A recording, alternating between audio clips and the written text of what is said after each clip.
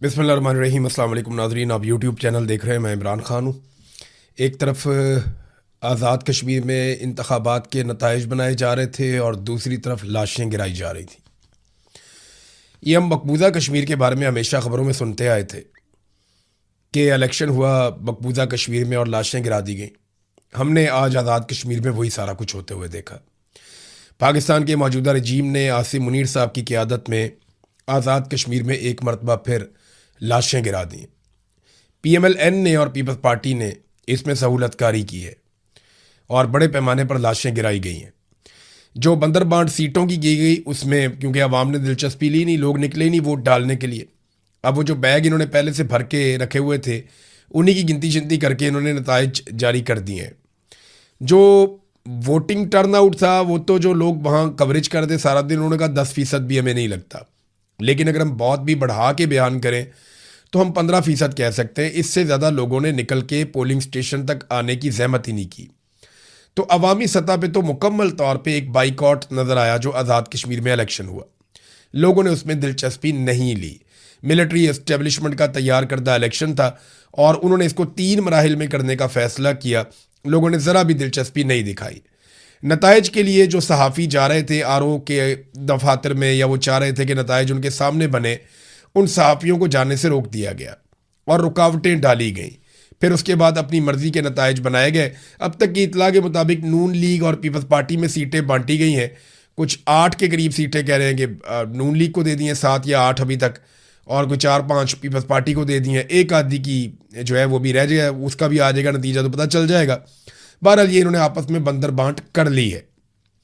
इसके बाद दूसरे मरले का इलेक्शन करवाएंगे। लेकिन जब यहाँ पे इलेक्शन हो रहा था तो वो जो एहतजाज करने वाले लोग मीरपुर से निकले काफिले लेकर वो रावला कोट पहुंच गए और दरीक चौक से जब वो आगे की तरफ बढ़े और चनार चौक के नज़दीक पहुंचे तो उमर नज़ीर कश्मीरी साहब ने जो स्टेटमेंट जारी किया उसके मुताबिक वहाँ पे खौफनाक खून रेजी हुई है।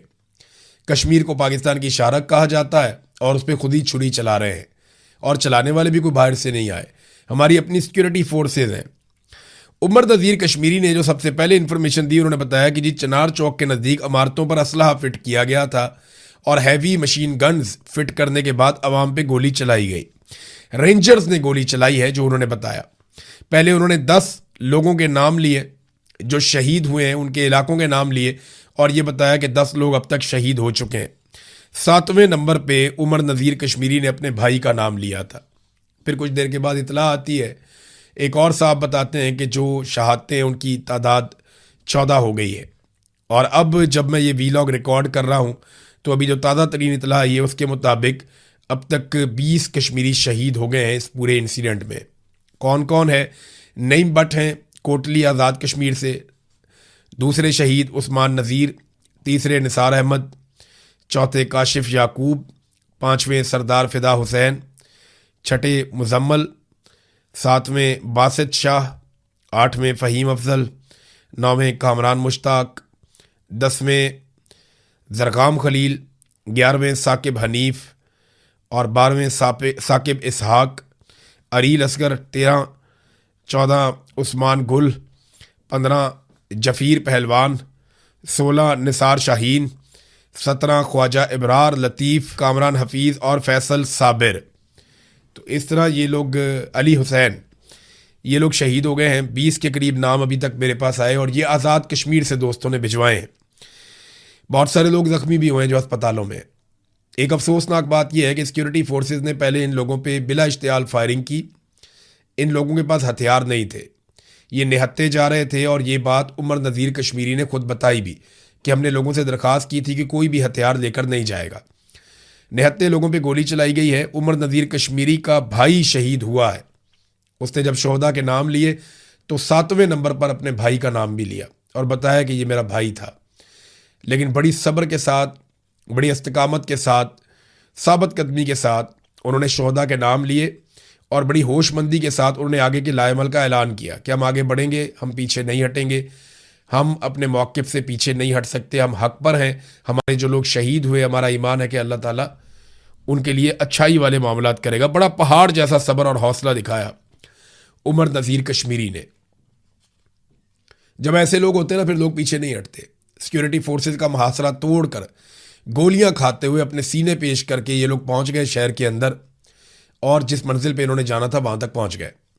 अब आगे का फासला ये लोग पैदल तय करेंगे। वजह यह है कि गाड़ियां इनकी रोक दी गई हैं, तबाह कर दी गई हैं और इनको गाड़ियों की सहूलत भी उस तरह मुयसर नहीं है। तो अब कश्मीरी बड़े पैमाने पर पैदल मार्च करेंगे और इसमें उनको 4 दिन भी लग सकते हैं, 5 भी दिन लग सकते हैं मुजफ्फराबाद जाने में। तो कश्मीरियों के लिए एक बहुत बड़ी रिस्पॉन्सिबिलिटी और एक बहुत बड़ी तहरीक ये बन चुकी है।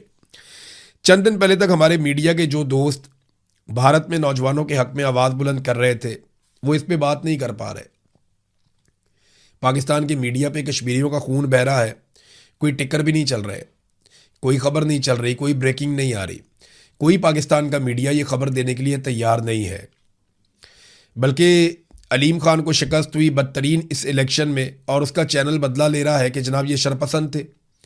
जत्थे कहकर मुखातिब किया जा रहा है, मुसल्ला जत्थे कहा जा रहा है, शरपसंद कहा जा रहा है कि इन्होंने 2 पुलिस वालों को ज़ख्मी कर दिया। ये 20 लाशें नज़र नहीं आती, बहुत सारे ज़ख्मी दर्जनों अस्पतालों में पड़े हुए वो नज़र नहीं आते। अवाम के ऊपर सीधी गोली चलाई गई है। ऐसा लगता है कि एस्टेब्लिशमेंट लोगों के इलेक्शन के बाइकआउट का बदला ले रही थी कि मारो इनको गोलियां, ये हमारे हुक्म की खिलाफ वर्जी करते हैं। नाजरीन, जिन लोगों से मेरी बात हुई आज़ाद कश्मीर में, वो ब्रिगेडियर फाइक को और आईजी लियाकत को जिम्मेदार करार दे रहे हैं कि ये 2 लोग बेसिकली रिस्पॉन्सिबल हैं जो भी कत्लेआम आज़ाद कश्मीर में अब तक हुआ है। 50 के करीब लोग पहले शहीद हो गए थे, 20 लोग अब शहीद हो गए हैं, लगभग 70 के करीब लाशें और बहुत बड़े पैमाने पे ज़ख्मी हैं, बहुत बड़ी तादाद में ज़ख्मी हैं। रावला कोट को लहू लहान कर दिया। पूरे पाकिस्तान को इसके ऊपर आवाज़ उठानी चाहिए। मुझे अच्छी तरह याद है, आज से चंद दिन पहले मेरी ज्वाइंट अवामी एक्शन कमेटी के लोगों से बात हो रही थी तो इन्होंने मुझे एक बात कही थी कि इमरान भाई, ये बात आप याद रखिएगा कि इस लड़ाई में या तो हम जीतेंगे, अपने हकूक़ लेंगे, या हम मारे जाएंगे। लेकिन अगर हम मारे जाए ना तो आप हमें भूलने मत दीजिएगा, लोगों को बताइएगा कि हम अपने लोगों के लिए मारे गए। हमें पता है कि हम इसमें शहीद कर दिए जाएंगे, हम इस बात को जानते हैं। हमने अपने हाथों से लाशें उठाई हैं, आइंदा हो सकता है कि हमारी लाशों को हमारे लोग उठाकर ले जाएं। हम या तो कामयाब होंगे या शहीद कर दिए जाएंगे, हमारे पास और कोई रास्ता नहीं बचा। लेकिन वादा करें आप हमें भूलेंगे नहीं, हम अपने लोगों के लिए जाने दे देंगे, हमारे बाद आने वाले हमारी तहरीक को जिंदा रखेंगे। लेकिन कश्मीरी एक दिन अपना हक ले लेंगे, हम पीछे नहीं हटेंगे। ये बातें इन्होंने मेरे से की थी। मैं उस वक्त सोच रहा था कि ये इस नहज पे मामला पहुंचा क्यों। वो इसलिए कि जिद है, हठधर्मी है एक आदमी की कि पाकिस्तान में मेरा सिक्का चलेगा, मैं निज़ाम को चलाऊंगा। एक इदारा ये सोचता है कि वो पूरे मुल्क को कंट्रोल करेगा, तो फिर मुल्क का यही हाल होगा जहाँ जमहूरियत नहीं है, इंसानियत नहीं है। और आप इल्ज़ाम लगा देते हैं कि ये जनाब दुश्मन के आला-ए-कार हैं। कभी कहते हैं राह के एजेंट हैं। आपको राह तोते पसंद है ना, जो आपकी ज़बान बोले, जो आप कहें फरफर बोलने वाले तोते आपको पसंद है। या तो कोई शख्स आपके लिए राह तोता बन जाए, बोलता रहे, नहीं तो फिर आप उसको राह का तोता करार दे देते हैं या राह का एजेंट करार दे देते हैं। इतनी औकात है पाकिस्तान के इदारों की और पाकिस्तान के सिस्टम की, क्योंकि या तो ये कहते हैं कि आप हमारे लिए काम करें, अगर आप हमारे मफाद के खिलाफ जाएंगे तो हम आपको दुश्मन करार देके मार देंगे या गायब कर देंगे। और आज हम उसका एक और अमली मुजाहरा देख रहे थे। सेनेटर मुश्ताक ने ऐलान किया है कि वो रावला कोर्ट के लिए निकलेंगे सुबह 10 बजे इस्लामाबाद से। तो लोगों को उनके साथ जाना चाहिए। अब होना ये चाहिए कि अवाम को एहतजाजी रैलियां निकालनी चाहिए, आवाज़ बुलंद करनी चाहिए। मौलाना फजलुर रहमान साहब को भी इनके साथ जाना चाहिए, पीटीआई को भी इनके साथ जाना चाहिए, बाकी पॉलिटिकल पार्टीज़ को भी आज़ाद कश्मीर रावला कोर्ट जाना चाहिए। उन लोगों की लाशें वहाँ पड़ी हुई हैं, वो लोग ज़ख्मी पड़े हुए हैं, कोई तो उनको हौसला देने जाओ। ये बंदूक वाले तो पागल हो गए, इनको तो समझ ही नहीं आ रही, ये तो मुल्क का बेड़ा गर्क कर देंगे। 71 में भी मामला इनके हाथ में आया तो मुल्क टूट गया था, आज फिर मामला इनके हाथ में है। सियासतदानों को आगे आना पड़ेगा, मामला अपने हाथ में लेना पड़ेगा, वरना ये लोग एक मरतबा फिर हमारे साथ बहुत बड़ा खिलवाड़ कर जाएंगे। बंदूक वालों का दिमाग काम नहीं कर रहा, तो जो सियासतदान है, सिविलियंस हैं, वो आगे बढ़े और जाकर जख्मों पे मरहम रखें। ये नमकपाशी का वक्त नहीं है। अवाम को एहतजाजी रैलियां करनी चाहिए, ताजरों को खड़ा होना चाहिए, ट्रांसपोर्टर्स को खड़ा होना चाहिए, वकला को इस मामले में एहतजाज करना चाहिए अपनी अपनी अदालतों में, तालिब इल्मों को बाहर निकल के आवाज़ बुलंद करनी चाहिए। ओवरसीज़ पाकिस्तानी, बल्कि मेरा उनसे रब्ता हुआ, वो बहुत बड़े पैमाने पर एहतजाज प्लान कर रहे हैं। जैसे माजी में उन्होंने एहतजाज किया, वो उससे भी बड़ा एहतजाज करने जा रहे हैं। उनका ये कहना है कि वो अपने भाइयों को इस मुश्किल वक्त में अकेला नहीं छोड़ेंगे। सोशल मीडिया पे आप ज़रूर आवाज़ उठाएं, जितनी आवाज़ उठा सकें, थोड़ी उठाएं, ज़्यादा उठाएं, लेकिन आप सोशल मीडिया पे भरपूर आवाज़ उठाएं। ज़ख्मियों को अस्पतालों में जाकर इलाज नहीं करवाने दिया। वो जो ज़ख्मी लोग अस्पतालों में जाते थे, अस्पतालों के ऊपर भी कब्जा किया हुआ था कि लाजमी बात है इनको गोलियां लगेंगी, ज़ख्मी होंगे, ये अस्पतालों में आएंगे। अब जो लोग अस्पतालों में जाते हैं तो वहाँ ये होता है कि सबसे पहले तो लाशें कब्जा कर ली जाती हैं, लाशें वापस नहीं दी जाती, ताकि लाशें मिलेंगी तो रोला पड़ जाएगा, पता चलेगा कौन कौन शहीद हो गया और वो लाशें दुनिया के सामने भी आएंगी। लिहाजा सबसे पहले लाशों पे कब्जा कर लिया जाता है। ये हमारा यहाँ पे पसंदीदा काम है। कत्लेआम के बाद वो पुरानी वाली लाशें मांग रहे हैं कि जी वो भी हमारे हवाले की जाए। उनके मुतालबात में से एक मुतालबा है।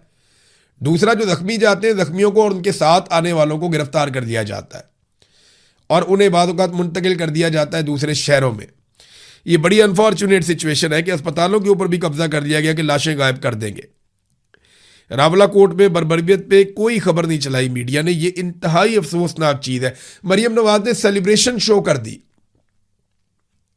आज़ाद कश्मीर के इलेक्शन को जनाब हमने जीत लिया, आतिशबाजी लगा दी, सेलिब्रेशन लगा दी, अपनी खुशियां मना ली मरियम नवाज ने। इस औरत को बिल्कुल एहसास नहीं है कि पाकिस्तानियों के दिल पे क्या गुजर रही होती है। जिस दिन अरशद शरीफ को शहीद किया गया उस दिन ये केक काट रही थी। बाद में उनकी लाश जो है उसकी तस्वीर लगा के एक झूठा प्रोपेगेंडा कर दिया कि अरशद शरीफ ने नवाज शरीफ की बीवी की मौत का मजाक उड़ाया था या बीमारी का मजाक उड़ाया था। और बाद में झूठी साबित हुई ये औरत कि कभी भी अरशद शरीफ ने मजाक नहीं उड़ाया, बल्कि मैं हूं या अरशद शरीफ है या साबिर शाकिर है या बाकी जर्नलिस्ट हैं। हम हमेशा दुआ करते रहे हर बीमार के लिए। जब कभी पता चला नवाज शरीफ बीमार है, हमने कहा जी अल्लाह ताला उन्हें सेहत अता फरमाए। लेकिन जो इनके पॉलिटिकल स्टेटमेंट्स हैं या इनके झूठ हैं, उनको हम बेनकाब करते रहे। इस औरत ने वहां पर भी झूठ बोला। झूठ इनकी घुट्टी में पड़ा हुआ है, इनके घर से इनको तोहफे में झूठ मिलता है। हर वो मौका जिसमें पाकिस्तानी दुखी होते हैं, तकलीफ में होते हैं, दर्द में होते हैं, ये उस मौके पर केक काटते हैं, सेलिब्रेशन करते हैं, आतिशबाजी करते हैं। एक मरतबा फिर इस औरत ने, जब रावला कोर्ट में लाशें पड़ी हुई थी, खून बह रहा था, लहू लहान था कश्मीर, उस वक्त कश्मीर के अंदर फतह के झंडे गाड़ के आतिशबाजी की फुटेज लगाई है। इनकी खुशियां अलग, इनके गम अलग। पाकिस्तानियों की खुशियां अलग, पाकिस्तानियों के गम अलग। इनका पाकिस्तान से या पाकिस्तानियों से कोई ताल्लुक दिखाई नहीं देता। पूरे पाकिस्तान में लोगों को आवाज़ उठाना चाहिए, सहाफ़ियों को भी आवाज़ उठानी चाहिए। आप ये सोचते हैं कि आपके छोटे छोटे बच्चे, आप आवाज़ उठाएंगे तो प्रॉब्लम हो जाएगी। ये जो लोग शहीद हुए हैं इनके भी छोटे छोटे बच्चे हैं। मैं कहता था ना कि बारी बारी सबकी बारी। आज मेरे कश्मीरी भाइयों की बारी है। मैं आपको लिख कर देता हूँ, कल आपकी भी बारी आएगी। ये पंजाब के एक एक शहर में घुसेंगे और एक एक जगह पे तबाही फेरेंगे। वो DW न्यूज़ ने जो डॉक्यूमेंट्री छापी है ना, उसके इंटरव्यू सिर्फ आप निकाल के सुने और पढ़ें, आपके रोंगटे खड़े हो जाएंगे कि किस तरीके से पाकिस्तान के पूरे निज़ाम पे पाकिस्तान की मिलिट्री एस्टेब्लिशमेंट ने कंट्रोल कर लिया है। मुझे जो उसका मेन मुद्दा है उससे मुझे इख्तलाफ है कि पाकिस्तान का जो एटमी प्रोग्राम है वो बहुत ख़तरे में है। मुझे लगता है कि वो गैर ज़रूरी है और ये पुराना प्रोपेगेंडा है। लेकिन पाकिस्तान की मिलिट्री एस्टेब्लिशमेंट ने पाकिस्तान की पूरी इकॉनमी को कंट्रोल में ले लिया है, ये बात बिल्कुल ठीक है। वो पाकिस्तान के सबसे बड़े बिजनेस करने वाले लोग हैं। पाकिस्तान में सबसे वसी कारोबार उन्हीं का है और आज उन्हीं का कंट्रोल है सारी चीज़ों के ऊपर। कोई उनका कारोबार में मुकाबला नहीं कर सकता, ये बात हकीकत है। तो जो कुछ हुआ आज रावला कोर्ट में, वो बदला था मीरपुर में लोगों के वोट ना डालने का, ऐसा दिखाई देता है। लोग तो नहीं हारे, लोग तो फिर भी जा रहे थे। इन्हें लगा गोलियां खाने के बाद लोग भाग जाएंगे, नहीं, लोगों ने गोलियां खाई, जख्मी उठाए, लाशें उठाई और फिर दोबारा मुहासरा तोड़कर वहां पहुंचे जहां वो जाना चाहते थे। कश्मीरियों को 70 साल से लड़ने की आदत है। वो लंबे अरसे से लड़ रहे हैं। वो आपको पीठ दिखाकर नहीं भागेंगे। बात को समझिए। आपको समझ नहीं आ रही, ना आपको बांग्लादेश में समझ आई, ना आपको बलूचिस्तान में समझ आई और ना आपको कश्मीर में समझ आ रही है। और आपकी कम अकली की कीमत हमेशा पाकिस्तानियों ने चुकाई है। पाकिस्तानियों को चाहिए कि इनको अब रोकें, इस सिलसिले को बंद करवाएं। नादरीन, ये एक और ख़बर है, ये देना इसलिए ज़रूरी है कि आलमी मंडी में इस वक्त जो पेट्रोलियम मसनूआत की कीमतें हैं वो लगभग 10% कम हो गई हैं, क्योंकि 2-3 दिन से जंग बंदी है। जुम्मे वाले दिन डोनाल्ड ट्रंप ने कहा था कि अब आपने ईरान के ऊपर अटैक नहीं करना, तो जुम्मा हफ्ता एतवार जंगबंदी रही। तो अब जब नई कीमतें आई हैं वीकेंड के बाद, तो 10% तक कीमतें गिर गई पेट्रोलियम मसनूआत की। पाकिस्तान में सरकार ने यह किया था कि रोज़ाना की बुनियाद के ऊपर पेट्रोलियम मसनूआत की कीमतों का तयन किया जाएगा, ताकि जंग के असरात फौरी तौर पर अवाम पे मुंतकिल किए जाएँ। कीमत कम होगी तो फ़ौरन कम करेंगे, बढ़ेगी तो फ़ौरन बढ़ाएंगे। अब ये जो आलमी मंडी में कीमतें कम हुई हैं, इनके नतीजे में लगभग 40 रुपए के आसपास फौरी तौर पे पेट्रोलियम मसनूआत की कीमतें कम होनी चाहिए थी, 40 रुपए के आसपास। और अगर आप लेवी और टैक्सेस शामिल कर लें तो लगभग 150 रुपया तो फौरी तौर पे कम हो जाना चाहिए था। लेकिन पेट्रोल की कीमत 1 रुपये कम करके डीजल की कीमत 3 रुपये मजीद बढ़ा दी गई है। जब आलमी मंडी में 1% कीमत बढ़ती है तो ये पाकिस्तान में 4% बढ़ाते हैं। जब आलमी मंडी में 10% कीमत कम होती है तो ये पाकिस्तान में बहुत कम, 1% से भी आधे से आधा जो है ना, यानी आधे से आधा फीसद जो है वो ये इन्होंने कम की है। लेकिन डीजल वहां पे बढ़ा दिया दोबारा से। तो ये किसी किस्म का रिलीफ अवाम को मुंतकिल करने पर तैयार नहीं है। इस वक्त जो अवाम की जेबों पे डाका डाल रहे हैं, ये पैसा इकट्ठा करेंगे और थोड़े अरसे के बाद एक रिलीफ दे के अवाम को कहेंगे देखिए जी हमने कीमतें कम कर दी। लेकिन उस वक्त तक ये अच्छी खासी जेबें आपकी काट चुके होंगे। नादरीन, एक मंजर मैं आपको दिखाता हूँ। ये देखिए, ये डीसी लाहौर है, ये चेक करें आप बंदा। ये डीसी लाहौर है, इसका नाम है कैप्टन रिटायर्ड, फौज से रिटायर्ड है, कैप्टन रिटायर्ड अली एजाज। इससे मिलने के लिए अपोजिशन के रहनुमा गए, जिनमें अपोजिशन लीडर मोइन कुरैशी, सलमान अकरम राजा साहब हैं, शौकत बसरा साहब नज़र आ रहे हैं, दीगर लोग नज़र आ रहे हैं। ये अवामी मुंतखब नुमाइंदे पाकिस्तान की सबसे बड़ी पॉलिटिकल पार्टी के। और ये डीसी को आप देखें ना, ज़रा ये झूले ले रहा है अपनी कुर्सी के ऊपर, झूल झूल के। इसकी बॉडी लैंग्वेज आप चेक करें, ये देखें, चेक कर रहे हैं बॉडी लैंग्वेज। ये अवामी मुंतखब नुमाइंदों के सामने एक तनख्वाहदार मुलाजिम बैठा हुआ है, लाट साहब, या जिसे वो कहते थे कि गोरा साहब। गोरा चला गया, अपनी बाकियात छोड़ गया। ये देखें, चेक करें आप, क्या ये रवैया होना चाहिए एक सरकारी मुलाजिम का जो तनख्वाह लेता है टैक्स के पैसों से? और सामने वो लोग बैठे हैं जिन्हें अवाम ने मुंतखब किया कि आपने हुक्मरानी करनी है और इन सबको आप कंट्रोल करेंगे। ये आप रवैया चेक करें, ये तरीका वारदात आप देखें। यहीं पे मरियम नवाज को ज़मीन से पेन उठा के देकर सल्यूट मारते थे। ये मिलिट्री एस्टेब्लिशमेंट का फैलाया हुआ गंद है। अब ये बेचारा डीसी ये इसीलिए ये हरकतें कर रहा है, इसको पता है कि अगर मैं ऐसे करके, यूं करके अगर मैं ये एक्शन नहीं लगाऊंगा तो कल को जनाब मेरी पेशी हो जाएगी, मुझे एजेंसियां बुला के कहेंगी भाई तुम पाकिस्तान तहरीक इंसाफ के लोगों से अच्छे तरीके से क्यों मिले। यहीं पे अगर कोई और लोग बैठे होते तो आप देखते सामने चाय के कप पड़े हुए होते, बाकायदा उनकी मेहमान नवाजी कर रहे होते और बड़े अदब के साथ बैठा हुआ होता, और वो जारी भी कर देता है एनओसी के जनाब आप जलसा कर लें। 5 अगस्त का जलसा है, पीटीआई को कहाँ इजाज़त मिल रही है तो हम सब जानते हैं। नादरीन, सुहेल अफरीदी का एक पैगाम भी आ गया, और ये जो पैगाम सुहेल अफरीदी ने दिया, उसने कहा जी 5 अगस्त को शाम 6 बजे पेशावर टूल प्लाजा पे हम फैसला कौन जलसा करेंगे। और सुहेल अफरीदी ने कहा कि ये जलसा सेमीफाइनल है और फाइनल जो है वो उसके बाद होगा, और बड़े अहम ऐलानात हैं जो पाकिस्तान तहरीक इंसाफ करेगी।